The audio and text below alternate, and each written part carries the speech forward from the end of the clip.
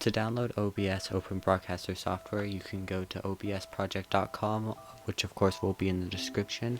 And since I'm going to be showing this for Windows, you're going to click the Windows button, and this will start downloading the installer. You can click Save File. I'm going to save this to my desktop. Once it's installed, you're going to click on the little icon here or wherever it is in your file system. Click yes on this if it appears. You're going to want to click next here, click next here.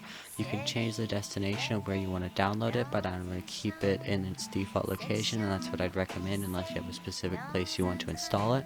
And then you want to click install. It will install quite quickly since it's quite a small program. Once it's installed, you can click finish and launch the program, and you can record video and do whatever you want with all the OBS things to your heart's content. Thank you for watching this video, and I hope you enjoyed. If you did and you found it helpful, please leave a like.